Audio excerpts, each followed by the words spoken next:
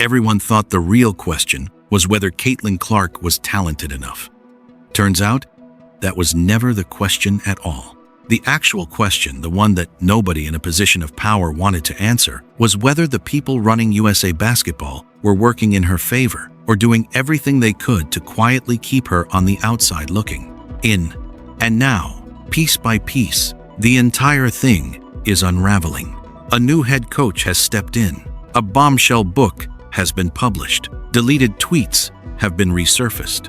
And what's being uncovered about how the previous coaching staff handled Caitlin Clark behind the scenes is sending shockwaves through the entire foundation of women's basketball in America.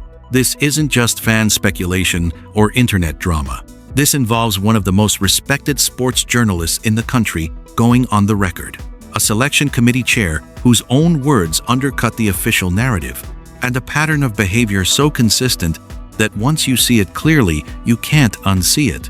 So let's walk through every single piece of this in order, because the full picture is far more unsettling than any headline ever told you. To understand how we got here, you have to go back to the spring of 2024, because that's where the fuse was lit. Caitlin Clark had just wrapped. Don't forget to subscribe and turn on the notification bell so you never miss a video. Wrapped up the most dominant college basketball career the women's game had ever witnessed. She was the all-time leading scorer in NCAA history. Men's or women's? No asterisk. No debate. She had dragged women's basketball into the mainstream almost single-handedly. Television networks were fighting over her. Advertisers were throwing massive deals just to have her name next to their products. And the casual fans who had never once sat down to watch a WNBA game were suddenly checking schedules every night to see when the Fever played.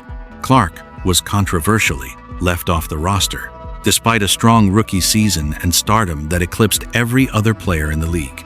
But before all of that played out, she was still in the Olympic selection pool, still being evaluated.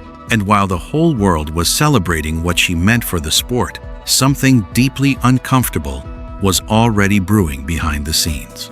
Because the head coach of Team USA, the very person responsible for evaluating Clark fairly, was doing something that raised eyebrows across the entire sports media landscape. As Caitlin Clark prepared to make her WNBA debut during a preseason game against the Dallas Wings, the league advertised a free stream of the game on its social channels.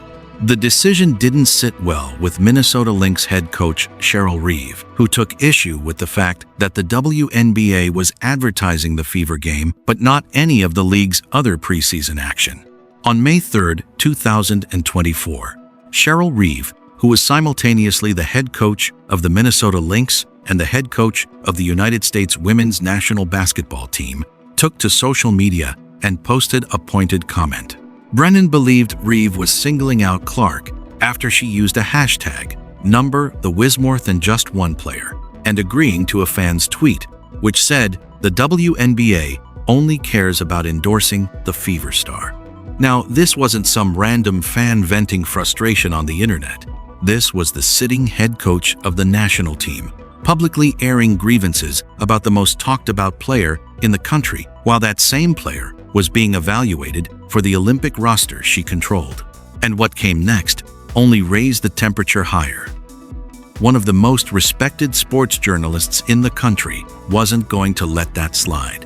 Brennan said Reeve displayed stunningly bad behavior, singling out Clark in her posts.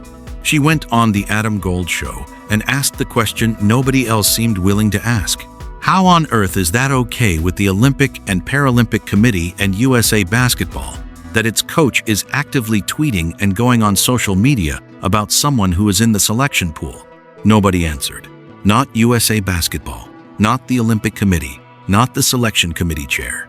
Just silence. And when reporters tried to get clarity directly from Reeve, the response was explosive in a completely different way.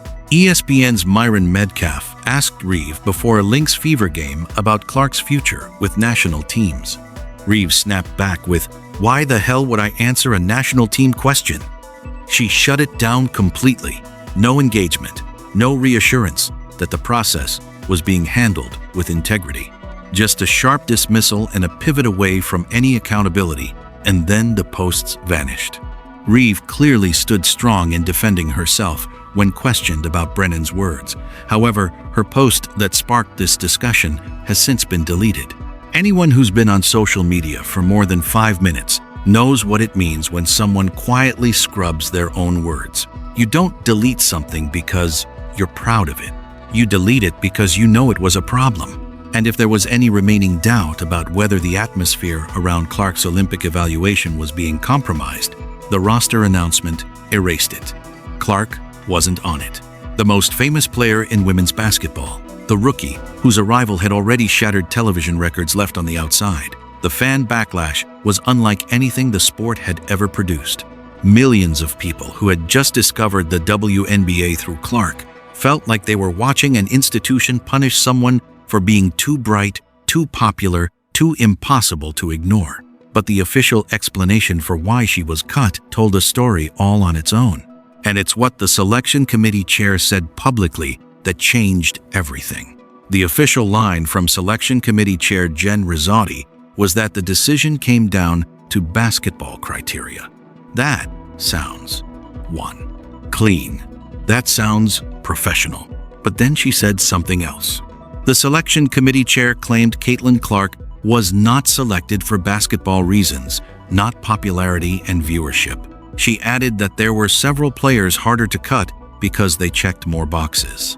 Other criteria included Cheryl Reeve's style of play and voting among selectors. Read that again? Cheryl Reeve's style of play. The very same coach who had just posted about Clark on social media during the selection window. The very same coach who had deleted those posts. Us. The idea that Reeve had absolutely zero influence on who made or didn't make that roster, which became the central argument in her defense, was undercut by the committee chair's own words. Brennan hammered this point relentlessly. She said the behavior had never been properly addressed by those in power. She pointed out that it should have been stopped immediately by the leadership of those organizations. And it never was. Not once.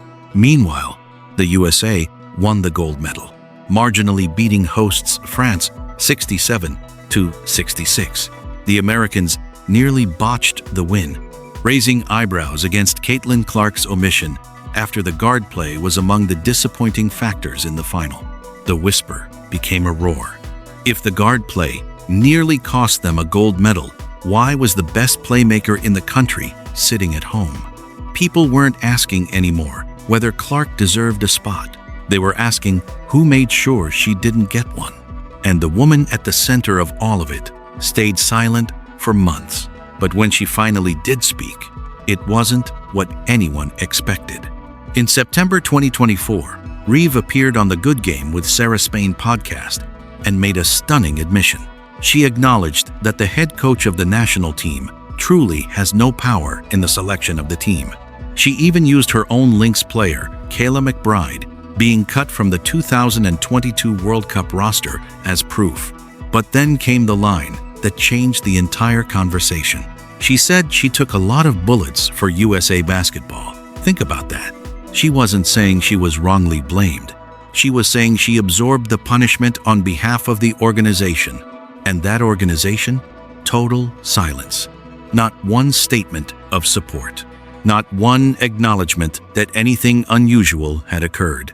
They let their own coach take every hit while they stood behind a wall of quiet. The story could have faded. It almost did.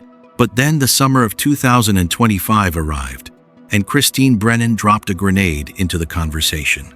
Brennan, author of the book On Her Game, Caitlin Clark and the Revolution in Women's Sports, claimed that Reeve played a role in Clark's Olympic snub, resurfacing the coach's social media posts, singling Clark out.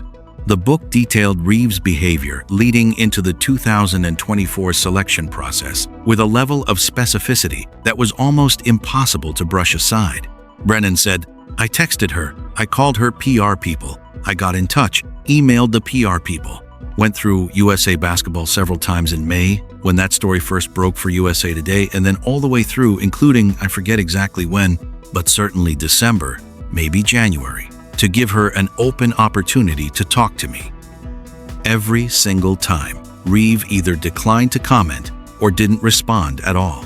When the book was released and started generating waves, Reeve came out swinging. It didn't fit the narrative.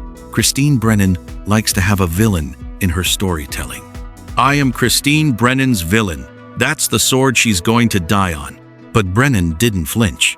Brennan doubled down by posting screenshots of the May 3 exchange to her X account, writing, "Here are Cheryl Reeve's May 3 posts on X, referencing and singling out Caitlin Clark. I have been trying since Sunday to ask her why she posted anything about a candidate for the US Olympic team during the selection process. So far, no luck getting any answers." And then there was the all-star drama that poured gasoline on everything. Clark received the most fan votes, earning all-star captain honors. She selected her team during the all-star draft and made headlines by orchestrating the first-ever all-star coaching swap, trading Minnesota Lynx coach Cheryl Reeve for New York Liberty's Sandy Brondello. The internet went absolutely wild. Whether it was a calculated move or just a bit of fun, the optics were undeniable. The biggest star in the sport publicly traded away the coach who many fans believed had blocked her from the Olympics. The tension between Clark and Reeve, already at a boiling point, was now impossible for even the most casual viewer to ignore. And then, just when it seemed like the drama couldn't escalate further, Clark's entire season fell apart. Clark never missed a game during 4 years at the University of Iowa, or during her rookie WNBA season in 2024. But 3 separate injuries sidelined her for 28 of 41 regular season games this summer. Her sophomore year was supposed to be the one where she proved, beyond any remaining doubt, that she was the future of the WNBA. Instead, it became a nightmare. The Fever opened the season 2-2, and Clark injured her left quad against the New York Liberty on May 24. On May 26, it was announced she'd missed time due to the injury, and she wound up sitting out 5 games. When she came back, she looked like herself again. Clark made a statement in her first game back, totaling 32 points, 9 assists, and 8 rebounds to hand the New York Liberty their first loss of the season. But the body wouldn't cooperate. After playing in 5 straight games, Clark suffered an injury to her left groin and on June 26 was ruled out and didn't play for 15 days. She returned on July 9. On July 15, Clark suffered another injury, this time to her right groin. Clark also suffered a left ankle bone bruise while rehabbing her current groin issue. That was it. Her season was over. Clark posted, "I had hoped to share a better update, but I will not be returning to play this season. I spent hours in the gym every day with the singular goal of getting back out there. Disappointed isn't a big enough word to describe how I am feeling." 3 different injuries forced her to miss the Commissioner's Cup final on July 1, won by the Fever over Minnesota, the All-Star Game, for which she was a captain for the contest in her home arena, Gainbridge Fieldhouse, and the final 7 weeks of the season. Clark herself later admitted how mentally devastating the cycle had been. "I think that played with my mind even more than knowing I would be out for a set period of time," she said. "I was always trying to come back and always trying to come back, and then I'd get hurt in another way." She was never fully healthy. She was never the player who had lit up arenas as a rookie. And through all of it, the questions about whether the people around her were making the right calls about workload, about recovery, about management, never got fully answered. But a change was coming that would shift the entire landscape. In September 2025, USA Basketball made an announcement that many fans had been waiting years for. Olympic gold medalist Kara Lawson has been named head coach of the USA Basketball women's national team through 2028. Lawson was selected by USA Basketball's women's national team managing director Sue Bird and was approved by the USA Basketball Board of Directors. Lawson wasn't just some name pulled from a hat. Her resume was stacked. She is currently the only active NCAA Division I women's basketball coach to play in a NCAA Final Four, win a WNBA championship, and win an Olympic gold medal. Lawson has extensive experience with USA Basketball, racking up 13 career gold medals across her playing and coaching career with the organization. She won a gold medal at the 2008 Olympics in Beijing, China, a championship with the Sacramento Monarchs in the 2005 WNBA Finals, and coached the United States women's national 3x3 team to gold in the 2020 Summer Olympics. And the difference in tone between her and Reeve was felt instantly. Where the previous era had been defined by deleted posts, public feuds with journalists, and a coaching staff that refused to say anything meaningful about the most talked-about player in the sport, Lawson came in and started saying Caitlin Clark's name like it actually meant something. She praised her dynamic playmaking. She called her one of the most electric players in the world as both a scorer and a distributor. She said it was an exciting day when Clark got to debut for the national team. For Clark fans, and there were millions of them by this point, it felt like exhaling after holding your breath for 2 years. But the first real test was still coming. The FIBA Women's World Cup qualifying tournament in Puerto Rico was on the horizon, and it would be Clark's first competitive game in over 8 months. It was also the first time we'd see whether the new leadership actually meant what they were saying, or whether Clark would find herself on the outside again. Every network wanted to be there. Every fan base was locked in. And what happened when Clark finally took the court silenced everyone who ever doubted whether she belonged. When Caitlin Clark took the floor against Senegal in Team USA's opener, it was not only her senior national team debut, but her first competitive game in 239 days. The weight of everything, the Olympic snub, the injury-ravaged season, the 8 months of silence, was riding on her shoulders.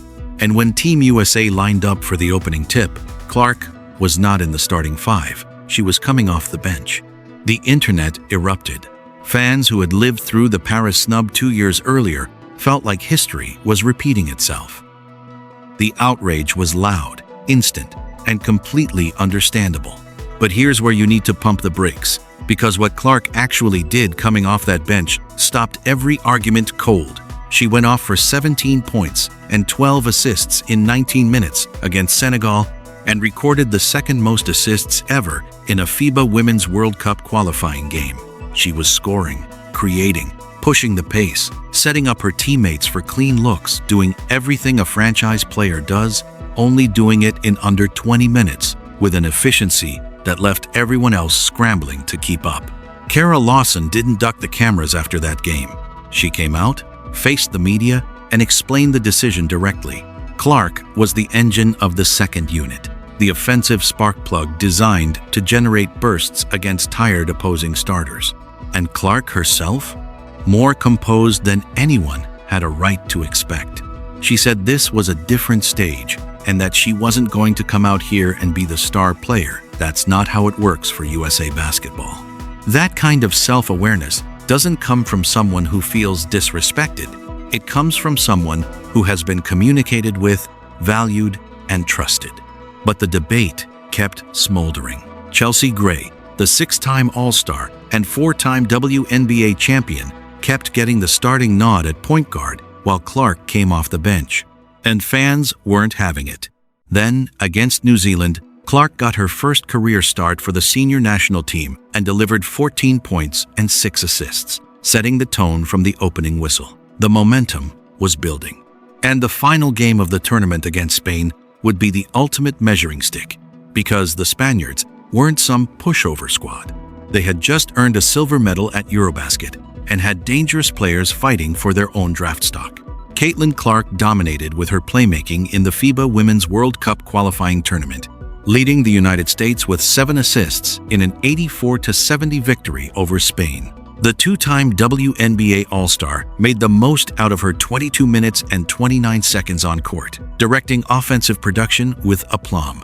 She netted 7 points in addition to her 7 assists and scored the team's only block against a talented Spanish squad.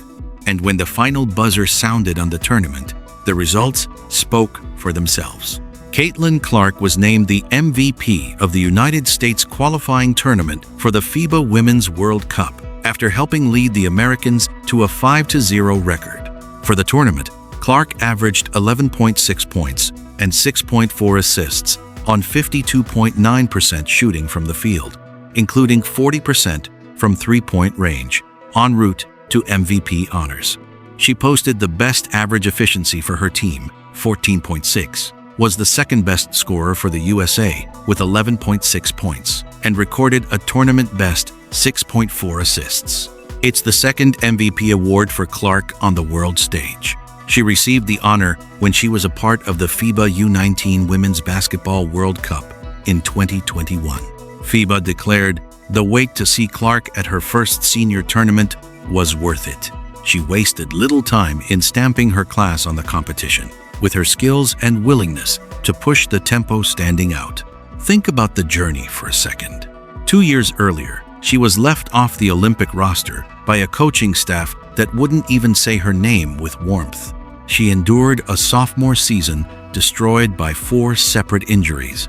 She went 239 days without playing a competitive basketball game. And when she finally got her chance on the international stage, she didn't just perform, she dominated. She led the entire tournament in assists. She shot over 50% from the field. She was the best player on a roster loaded with all-stars and champions. The contrast between what was and what is could not be more stark. Under Reeve, Clark was an afterthought, a controversy, a name nobody in power wanted to attach themselves to. Under Lawson, she's the centerpiece, and the results prove it. So, where does all of this leave us? The deleted tweets are still deleted. The book is still out there for anyone to read. The selection committee's own words still hang in the air. And Caitlin Clark? She'll look to produce the same level of play at the FIBA Women's World Cup 2026 inches Berlin, with Team USA chasing their 12th title ahead of the LA 28 Olympic Games. What happened to her was never about talent. It was never about readiness. It was about an institution that couldn't figure out how to handle the biggest thing that ever happened to it. And instead of embracing her, parts of that institution tried to contain her, diminish her, and pretend she wasn't the reason millions of new eyes were watching. They failed. She's still here. She's better than ever. And the people who tried to hold her back are being replaced by people who understand what she actually is, the most transformative force women's basketball has ever seen. The only question left is how far she'll take it. And if Berlin is anything like Puerto Rico, the answer is going to be historic. So, what do you think? Does Caitlin Clark win Olympic gold in LA? Drop your answer in the comments. Stay locked in with my channel, Simply Explained, your home for the truth behind the WNBA headlines.